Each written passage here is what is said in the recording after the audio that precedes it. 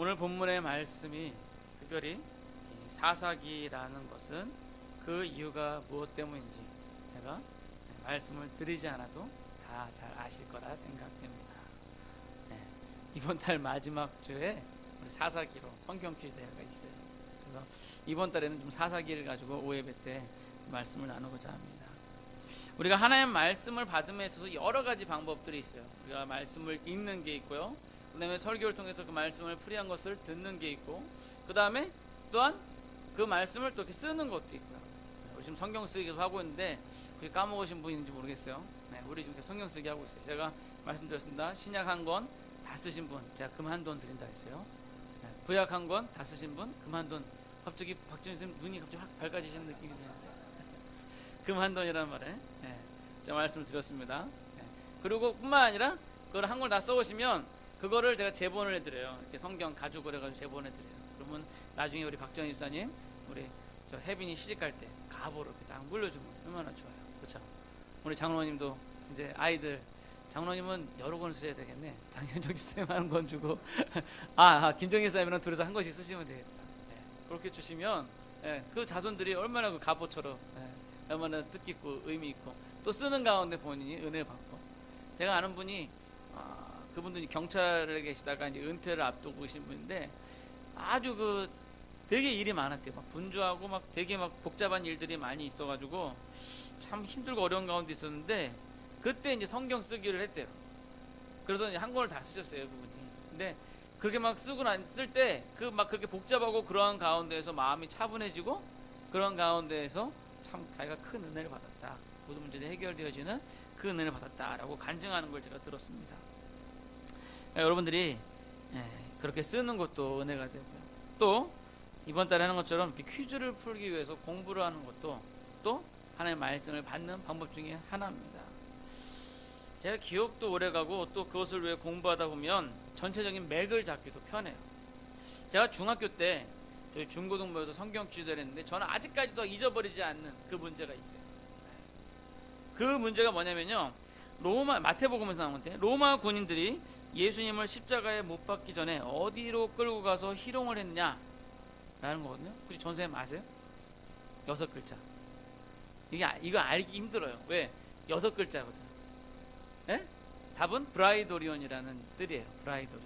근데 제가 이거를 그 중학생이 이걸 어떻게 하겠어요. 근데 그때 시험 그 퀴즈가 뭐였냐면 가로 세로 퍼즐이었거든요. 근데 빈칸이 6개가 딱 빈칸이 있는 게 딱 보였는데 갑자기 성경을 딱 들었는데 거기 브라이도리라는 글자가 제 눈에 딱 들어오는 거예요. 그래가지고 그 문제가 출제되기도 전에 혹시 제가 저 문제 맞춰도 됩니까? 그랬더니 야, 문제도 안 나가는데 맞출 수 있어? 그래서 예. 뭐야? 브라이도리온. 너 어떻게 알았냐고. 그래가지고 그걸 제가 아직까지 기억하고 있어요. 중학교 때 풀었던 문제인데 그 뒤에 이제 사회자가 그 문제를 읽어주면서 야, 이런 문제인데 네가 어떻게 알았냐. 내가 성경에 딱 봤는데 6글자가 딱 눈에 띄는데 저희 칸이 6개라 그냥 찍었다. 그랬더니 근데 그게 아직까지 기억이 나와요. 대단한 건 아니야. 뭐가 대단해? 찍은 건데 이거는 권사님이 찍을 수도 있어요. 아무튼 이런 것들이 여러분들에게 성경적 지식이 한 단계 업그레이드는 그런 기회가 되었으면 좋겠습니다. 오늘 본문 사사기의 말씀은요, 사실상 이 사사기 전체의 주제가 되는 그런 말씀이에요.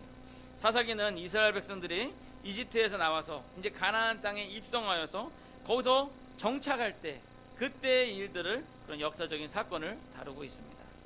특이하게도요, 사사기에는 하나의 패턴이 있는데 그 패턴은요, 바로 어떤 패턴인가 하니 한번 보여주시겠어요? 저 패턴입니다. 이스라엘 백성들이 평화로워요. 평화로울 때 이스라엘 백성들이 하나님의 뜻을 저버리고 죄를 짓고 우상 숭배를 하는 거예요. 그렇게 타락하는 거예요. 그러니까 어떻게 해요? 저 회개기도랑 심판이랑 순서가 바뀌었네. 하나님께서 심판하신 거죠. 순서 바뀌었습니다. 하나님께서 심판하시는 거예요. 이방 민족들을 들어서 이스라엘 백성들을 치게 하시고 이스라엘 백성들이 바꿔주셔서 감사합니다. 저렇게 바뀌었어요. 심판하셨어요. 그러고 난 다음에 심판하니까 어떻게 돼요? 이스라엘 백성들이 이제 막 이방 그런 민족들에게 압제하에 막 고생을 당하니까 이제 회개하는 거예요. 회개하면서 하나님 앞에 기도해. 하나님, 우리가 잘못했습니다. 용서해 주십시오. 막 회개하고 기도하는 거예요. 그러면 하나님께서 그래, 내가 한 번 더 용서해 주마. 그러면서 사사를 들어서 삼손이라든지 뭐 우스다라든지 에웃이라든지 뭐 이런 사사들을 들어가지고 이스라엘 백성들을 구원해줘요. 그래서 이방 민족들한테 승리하고 그 다음에 이스라엘에 다시 평화가 찾아오게 됩니다.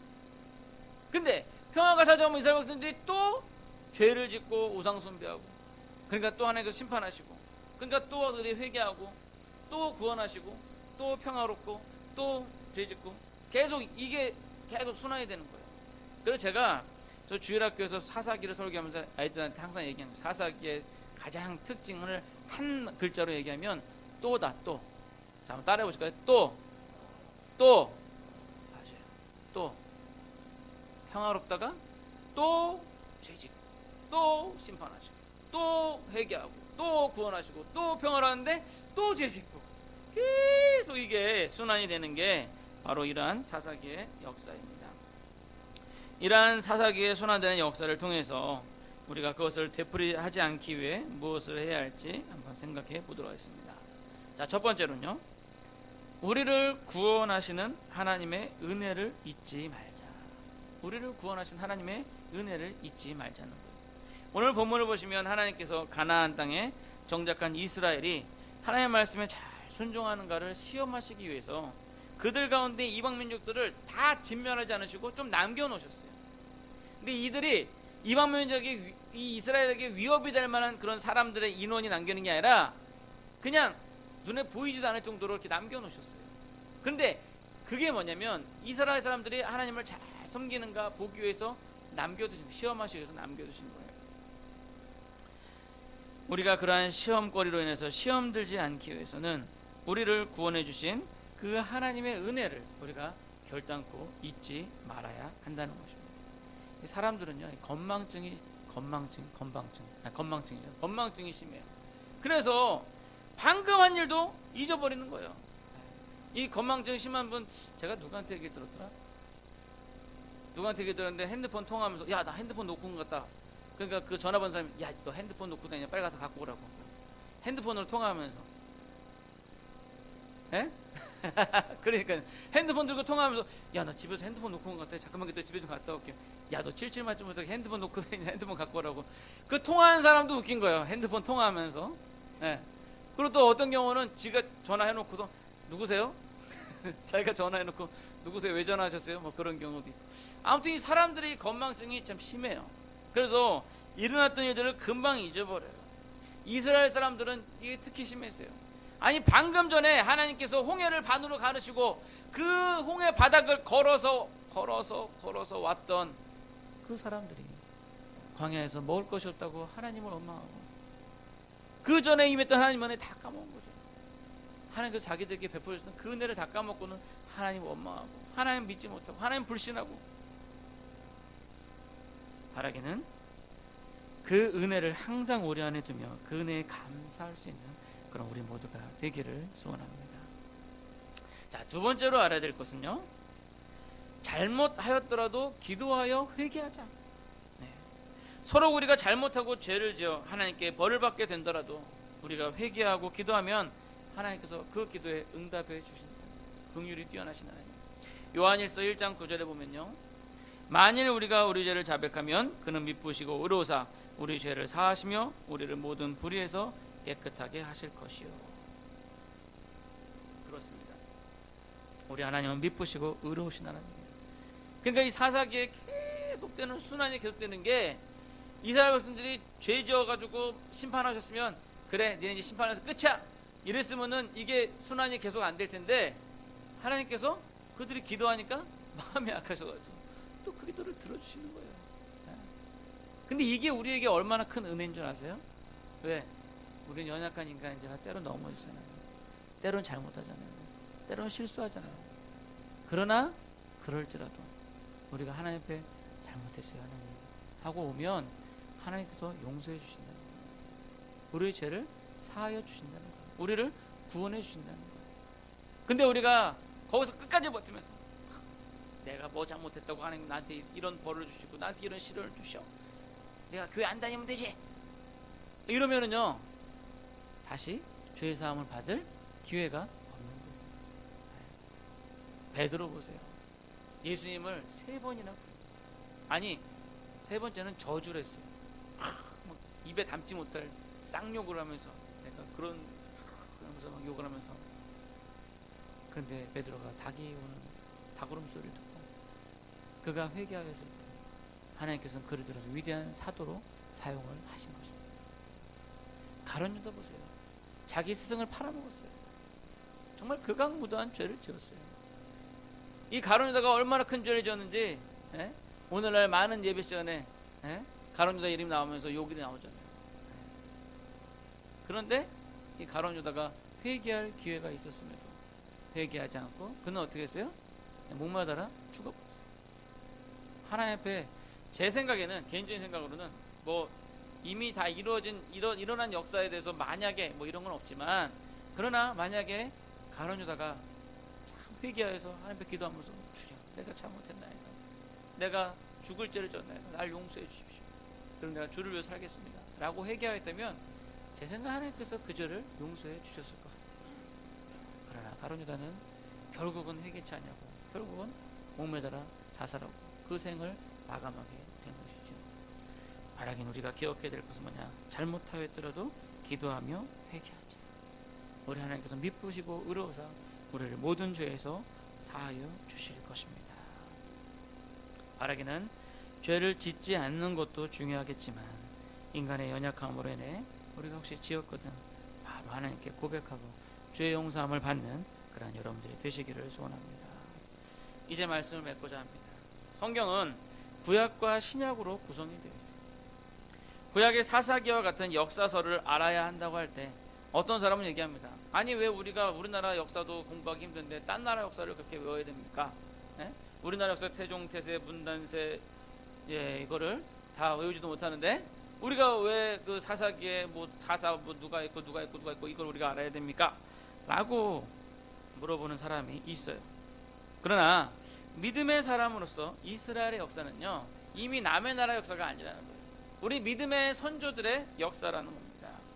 그 속에 하나님의 뜻이 담겨져 있고 그들이 실패했던 것, 우리가 되풀이하지 말아야 할 것들이 그 속에 가득 차 있다. 따라서 우리는 그것을 알므로 인해 동일한 죄를 짓지 않을 수 있는 것입니다. 사실 하나님께서 우리를 시험하시는 부분에 있어서요 이 시험은 누구나 100점을 맞을 수 있는 그런 시험이에요. 사실 제가 이 예화를 할까 말까 고민하면서 사실 여기서 뺐는데 우리 가족이라서 우리 작은 형 얘기예요. 작은 형은 좀 이렇게 저와 다르게 스마트하지는 않는 분이었는데 이분 이제 군대에서 운전면허 시험을 봤거든요. 근데 뭐 지금은 안 그러겠지만 예전에는 군대에서 운전면허 시험을 보면 뭐 이렇게 합격시키기 위해서 답을 미리 다 가르쳐 준답니다. 그래가지고 다 100점을 맞는데 필기시험 볼 때 100점 맞는데 그중에 이제 하나 정도만 틀리라고 이제 넌지시 얘기하는데 저희 작은 형님이 역사적으로 빵점을 맞았어요. 참. 그래서 그 선배들이 그랬대요. 야, 빵점 맞기도 했는데 어떻게 빵점을 맞았냐?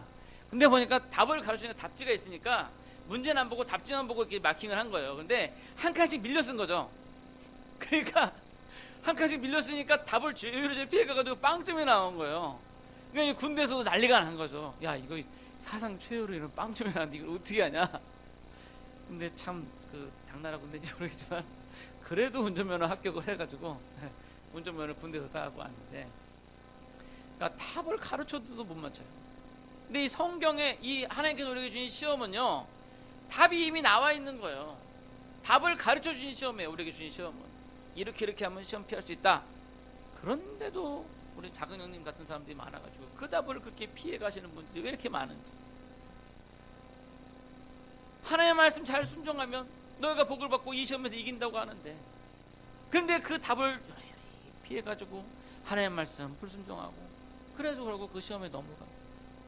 그것이 이 사사기의 백성들의 문제와 또한 우리들의 모습이 아니냐 하는 것입니다. 바라기는 이 시험에 이 자리에 계신 모든 분들이 100점을 맞으시기를 소원합니다. 그러기 위해 우리를 구원하신 하나님의 은혜를 결단코 잊지 말아야 할 것입니다. 그리고 또한 혹이라도 잘못하였을지라도 우리 하나님 긍휼하신 하나님이라서 우리가 잘못 표기해서 틀릴 것 같으면 그거 아닌데 그래요 죄송합니다. 이렇게 제대로 마킹할 수 있도록 우리 긍휼하신 하나님께서 우리 인도하시고 회개하시고 다시금 주님께로 돌아와서 그런 믿음의 사람으로서 모두가 천국 백성이 되시기를 간절히 소원합니다. 기도하시겠습니다.